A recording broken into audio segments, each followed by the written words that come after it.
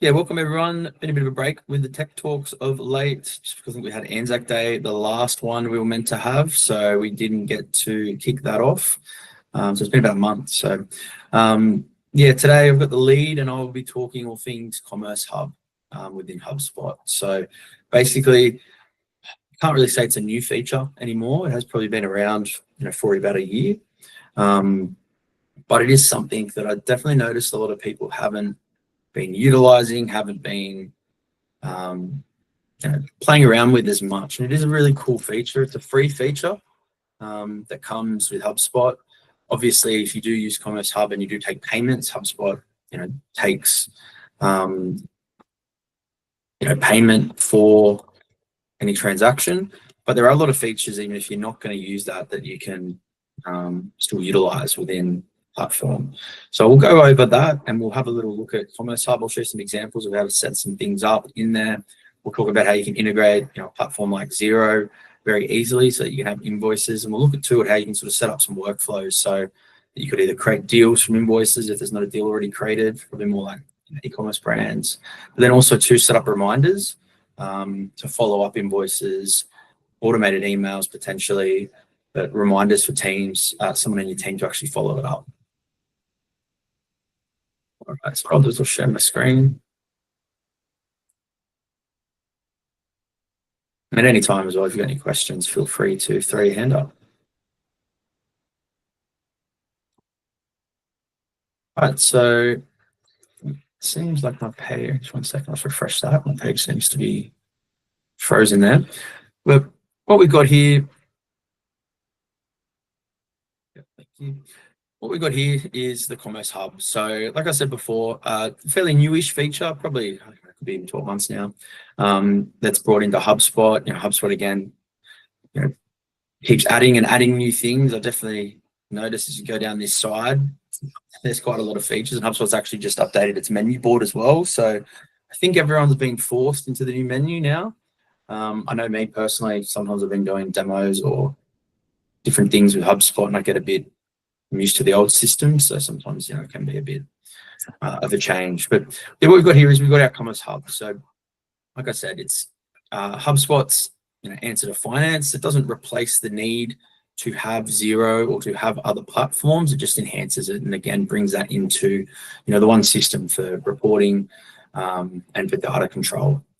The Commerce Hub is broken up into a few different sections. We've got overview, payments, invoices, payment links, quotes, products, and subscriptions. So basically what it does allow you to do, set up pretty much the full suite of financial services within your business, whether that be one-to-one invoices or taking subscriptions so that you can manage that. And it's all integrated through Stripe. So you will have associated fees with that as you move through. When it comes to Commerce Hub, obviously creating invoices is the main thing, but how do we get started? Getting started in Commerce Hub all comes down to products. So products within HubSpot and within Commerce Hub are where you store, what products you have in your business.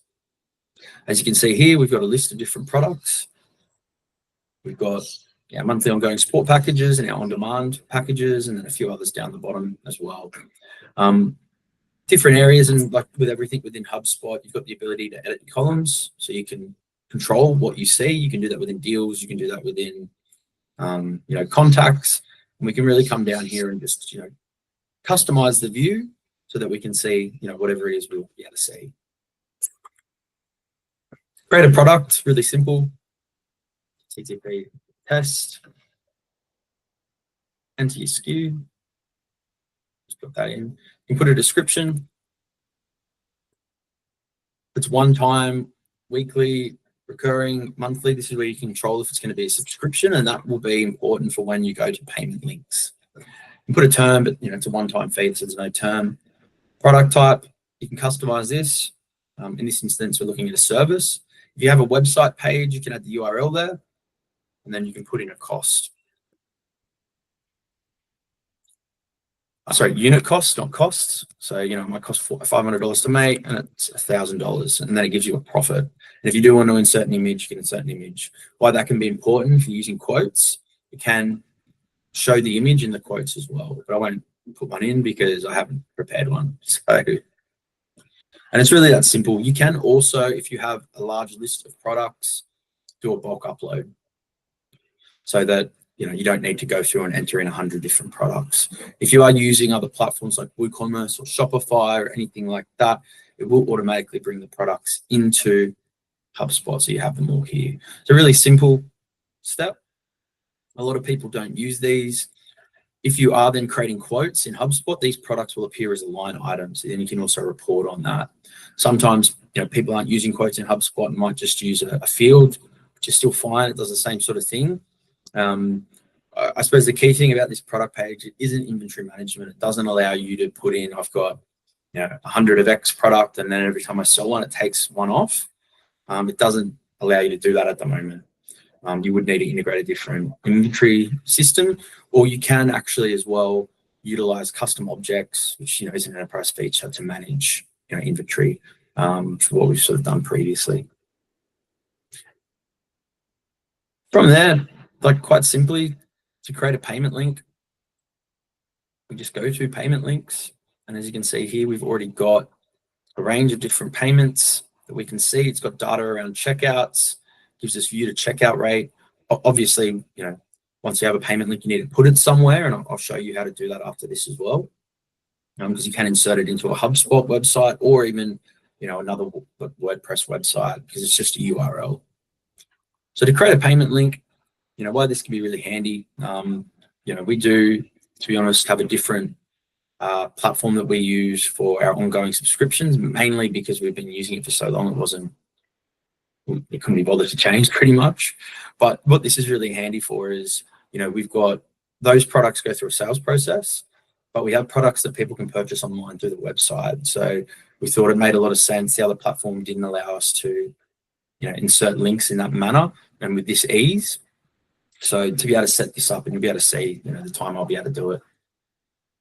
So quite simply, we just go to create a payment link. You can use templates. In this instance, I'm just going to use a blank so it's nice and easy. Select from product library. So I've already created the product. So I'm just going to add that in. And if I need to add any additional details or change anything, I can do that. We've got tax rates there. What we can do is we can set the tax rate down here, one-time tax fee, GST, and put in the percent of 10%. Oops, 10%. So that adds on automatically the GST component of that. Settings allow this link to create new deals. So what we can do is, through automation, we can set it up so that anytime with that, so it'll give us some options around what deal pipeline. So, if you've got an orders pipeline, you can automatically tick that box, and straight away it's going to, create a deal in that pipeline for you, which is really handy, obviously, for, again, tracking purposes. Pick that, you put a little text box, and then we've just got some other information around, how we can take payment. Preview of the link, and it pretty much just looks like a Stripe page, so it pretty much is. Where you control the way this is looked is you put it on a website page that has all the information about it, and then they can click a button to go to a checkout page. So quite simply, oops, put the name.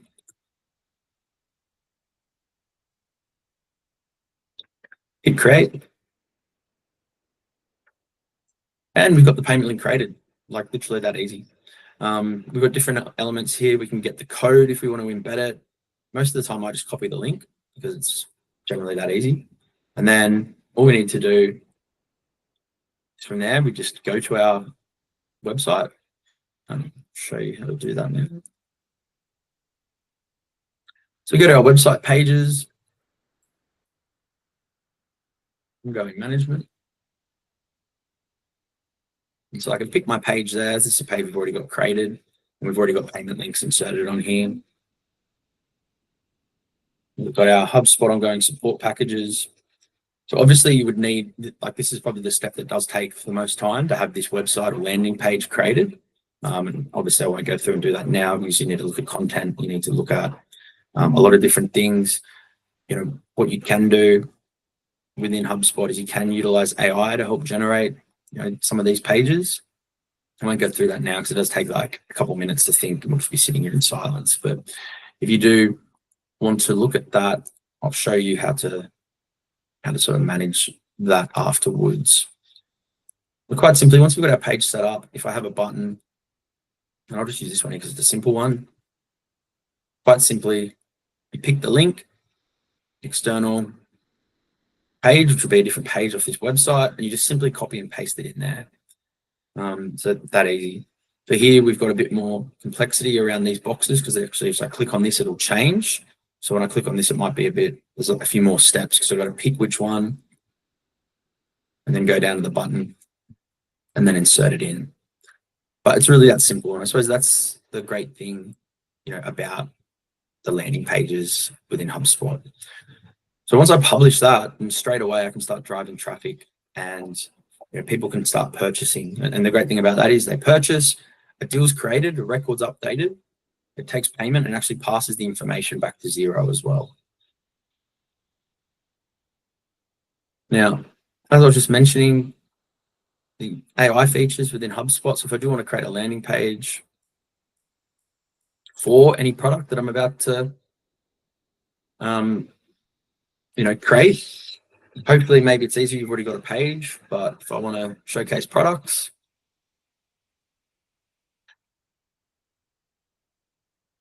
and you can just follow this bouncing ball and create it. So yes, I'll just do that. I don't have any documents, and obviously I haven't given it any information at all.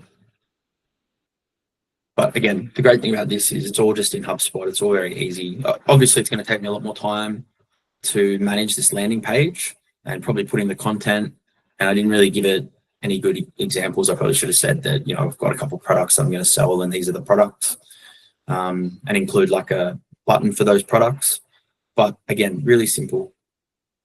I'll just say, as I said, it can take a minute, especially when I find that's always a lot slower when I'm on a call like this. But while that's doing it, are there any questions just about, that process? Very simple, very straightforward. Oh, sweet.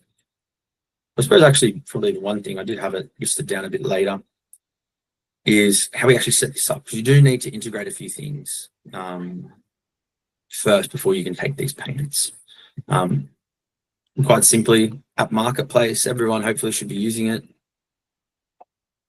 or at least have some apps connected if you're using HubSpot. If you're not, HubSpot, I believe, has over almost 2,000 apps. There we go, gives you the answer there. So quite simply, all we need to do to number one, integrate Xero. Just type in Xero. You can see here it's already installed for me. You just come here, click the install button. Once it's installed, that'll pop up and it'll ask you for login details.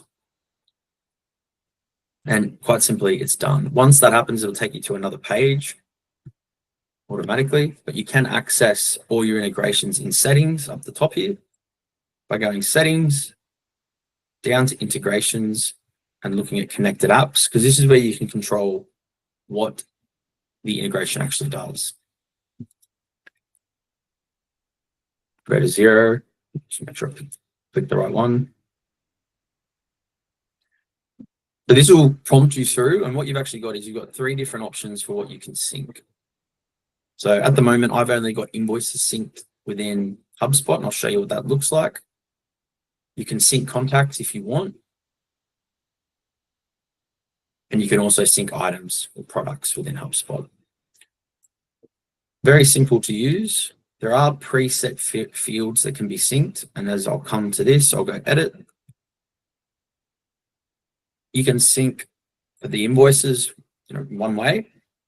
And then you've got properties here that you can map. And so you can select which properties are relevant.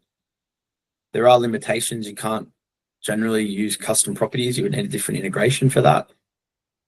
But there are a list, there is quite a large list of properties that you can sync within Xero.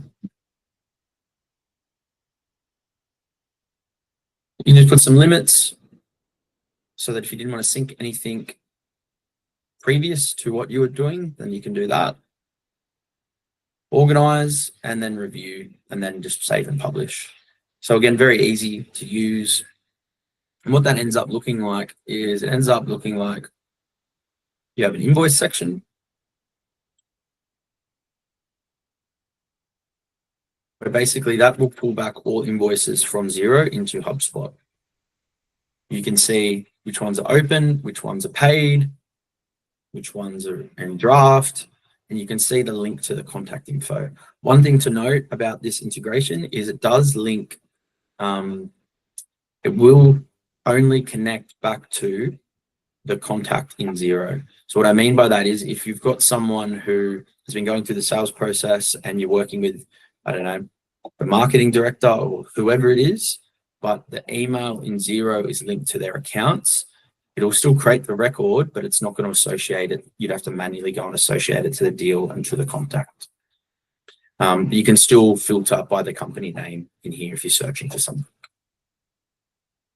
Similar to the product page, there's a wide range of fields. I can see the company name. I can edit these columns to show which data is appearing, which is really handy. And you can filter through these at the top as well. Additionally, we've got different links. We've got links for payments. So these are the payments for the payment links we just created, where you can see all payments that have gone through those links. And then again, you can see all the data there. It's all within HubSpot. And then we've also got a subscription section as well. So if you do set it up as a ongoing fee rather than what we just set up then as the once off, those ongoing subscriptions will be here. Are there any questions about that? It's all fairly straightforward, but like I said, it's definitely a feature that people are not using.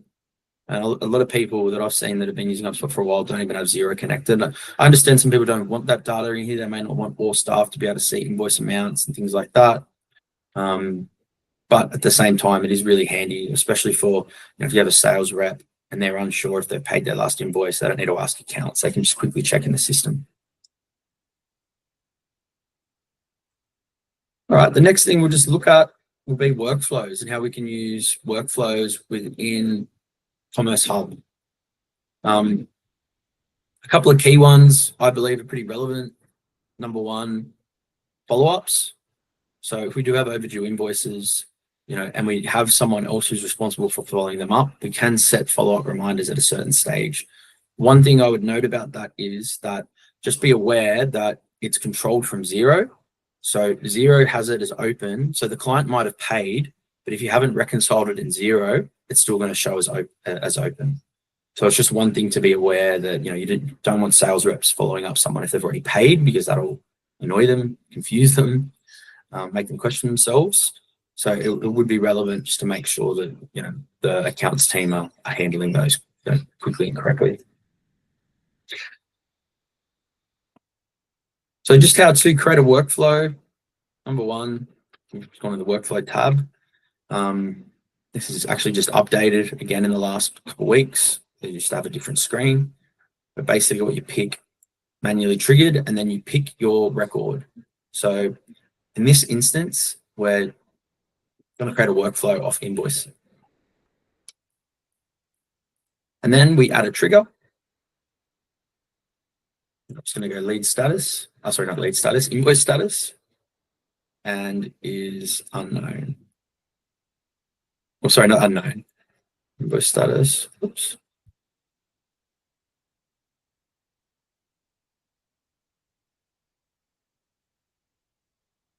Invoice status is open. Save and continue. I'm going to put a delay on that because obviously it's going to be open straight away.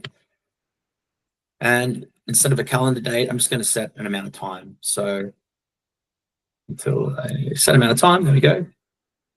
And so you want to give it a bit of time depending on your terms. So it's going to come into the system as open the day it's created. You're obviously not going to create a follow-up the next day, depending on what your terms are. I don't know if you've got 30-day terms, or I think we've got 7-day terms. So maybe after 21 days, so that's 2 weeks of being overdue, or even 14 days, we might create a task for someone to follow it up.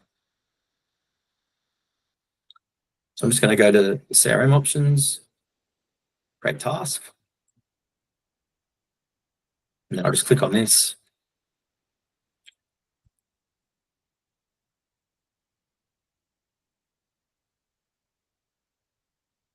But to do immediately, so that just means after 14 days, it's going to be created. Email reminder, let's scroll down. And probably the main one is who I assign it to. So, the existing owner of the invoice, or you might have someone who specifically will follow these up. Hit save. Name the invoice.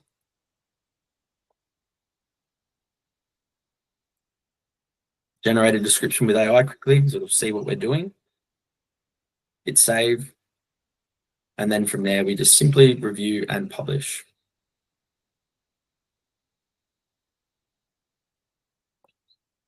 And I won't publish that because I don't want that on. And that's as simple as it gets. I suppose, are there any questions just about anything with Commerce Hub? There's obviously a lot more things you can do with it. I think having a strategy around setting up payment links and different things on your website is important. Additionally, how you drive traffic to your website and those pages is also very important. But yeah, a really simple feature, a lot of features that you can use very simply that don't take a lot of time to set up. Like I just sort of went through there. I've done all that in 20 minutes. I'd probably do it quicker if I wasn't talking through stuff. Is there any questions about how to use Commerce Hub around any of the features that I've gone over today?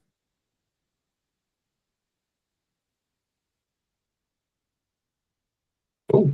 Are there any questions about anything else relating to HubSpot or AI? We do have Nat here as well today, so feel free to ask anything. And but if not, as all good as well, we'll finish up.